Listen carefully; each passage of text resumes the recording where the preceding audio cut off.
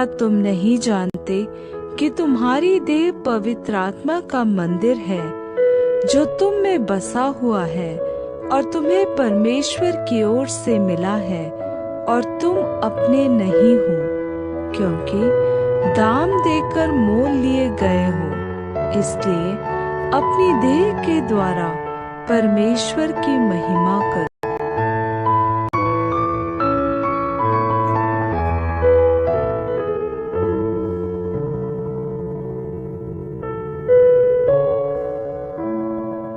क्या तुम नहीं जानते कि तुम परमेश्वर का मंदिर हो और परमेश्वर का आत्मा तुम में वास करता है?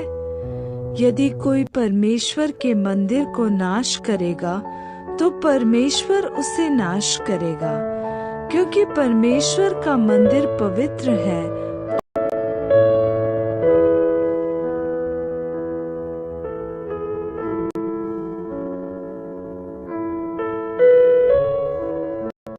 इसलिए हे भाइयों, मैं तुमसे परमेश्वर की दया स्मरण दिलाकर विनती करता हूँ कि अपने शरीरों को जीवित और पवित्र और परमेश्वर को भावता हुआ बलिदान करके चढ़ाओ।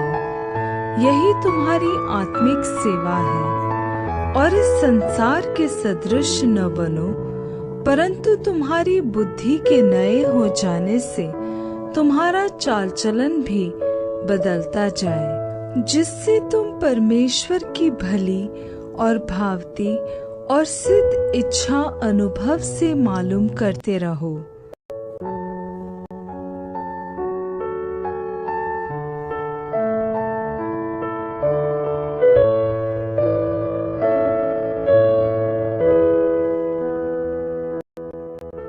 इसलिए तुम चाहे खाओ चाहे पियो, चाहे जो कुछ करो, सब कुछ परमेश्वर की महिमा के लिए करो।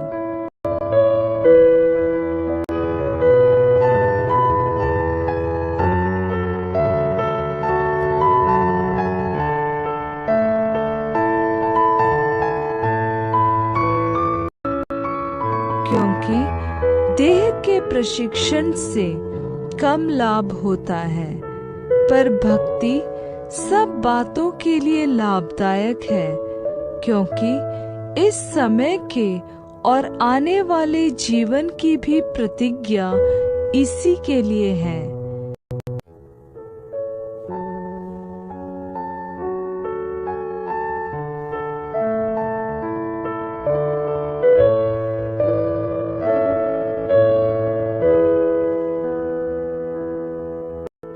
भविष्य में केवल जल ही का पीने वाला न रहे, पर अपने पेट के और अपने बार बार बीमार होने के कारण थोड़ा थोड़ा दाखरस भी लिया कर।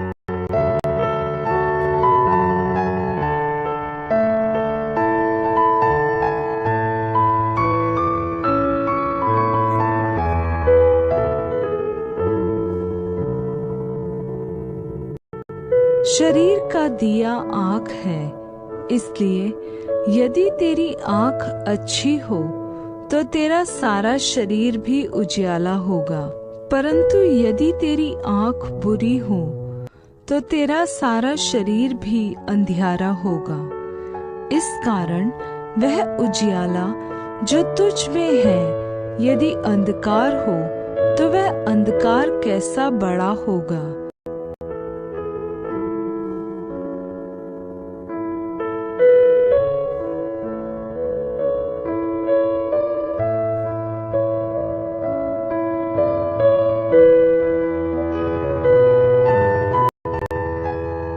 तुम दाम देकर मोल लिए गए हो, मनुष्यों के दास न बनो।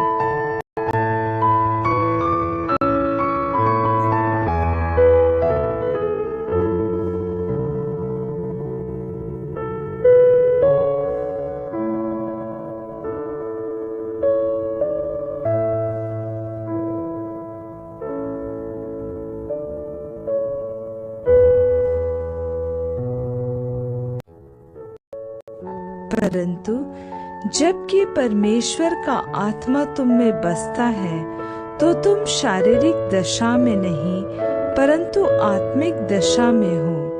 यदि किसी में मसीह का आत्मा नहीं तो वह उसका जन्म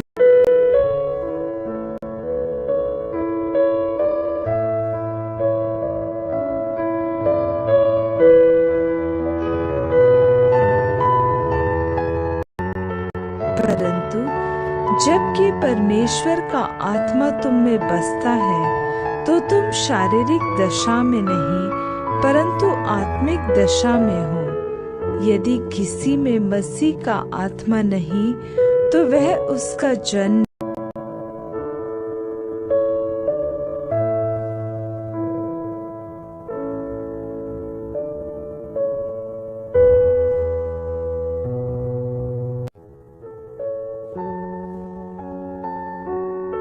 तुम्हारा निकम्मा चाल चलन जो पूर्वजों से चला आता है उससे तुम्हारा छुटकारा चांदी सोने अर्थात नाशवान वस्तुओं के द्वारा नहीं हुआ पर निर्दोष और निष्कलंक मेमने अर्थात मसीह के बहुमूल्य लहू के द्वारा हुआ।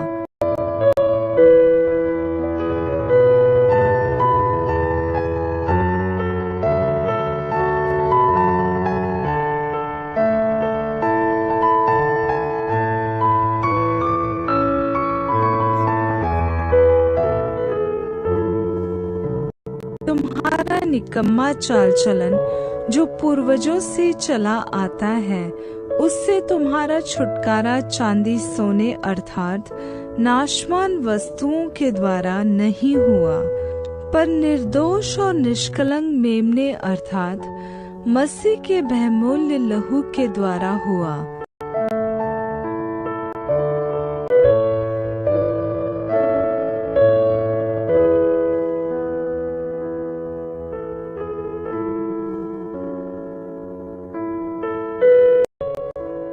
सब प्रकार की कड़वाहट और प्रकोप और क्रोध और कलह और निंदा सब बैर भाव समेत तुमसे दूर की जाए। एक दूसरे पर कृपालु और करुणामय हो और जैसे परमेश्वर ने मसीह में तुम्हारे अपराध क्षमा किए वैसे ही तुम भी एक दूसरे के अपराध क्षमा करो।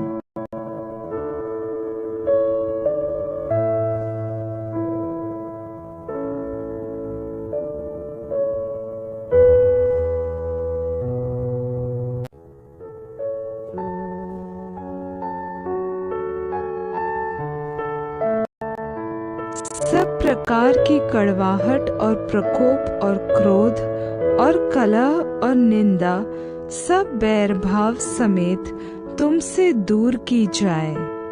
एक दूसरे पर कृपालु और करुणामय हो और जैसे परमेश्वर ने मसीह में तुम्हारे अपराध क्षमा किए वैसे ही तुम भी एक दूसरे के अपराध क्षमा करो।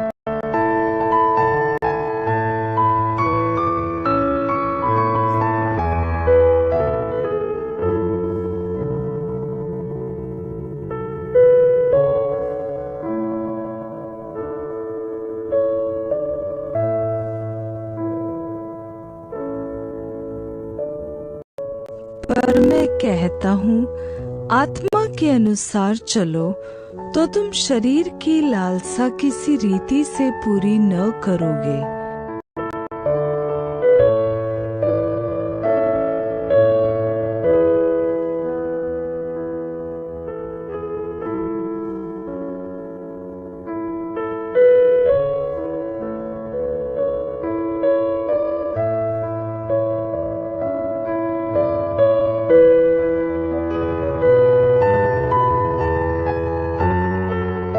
विश्वासियों के साथ असमान जुए में न जुतो क्योंकि धार्मिकता और अधर्म का क्या मेलजोल या ज्योति और अंधकार की क्या संगति और मसीह का बलियाल के साथ क्या लगाव या विश्वासी के साथ अविश्वासी का क्या नाता, और मूर्तों के साथ परमेश्वर के मंदिर का क्या संबंध?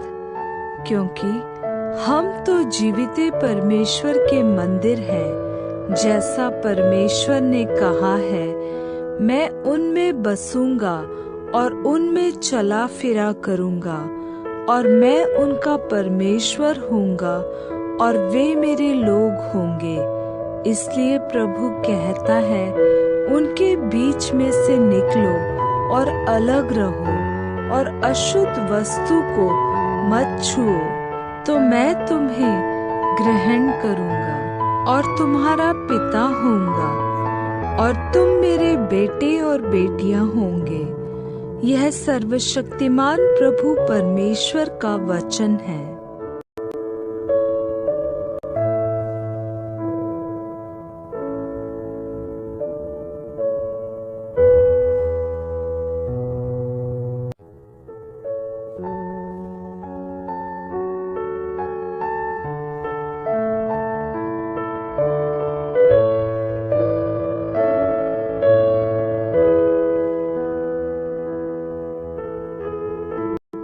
इसलिए तुम अब परदेशी और मुसाफिर नहीं रहे, परंतु पवित्र लोगों के संगी स्वदेशी और परमेश्वर के घराने के हो गए, और प्रेरितों और भविष्यद्वक्ताओं की नींव पर, जिसके कोने का पत्थर मसीह यीशु आप ही हैं, बनाए गए हो, जिसमें सारी रचना एक साथ मिलकर प्रभु में एक पवित्र मंदिर बनती जाती है, जिसमें तुम भी आत्मा के द्वारा परमेश्वर का निवास स्थान होने के लिए एक साथ बनाए जाते हो।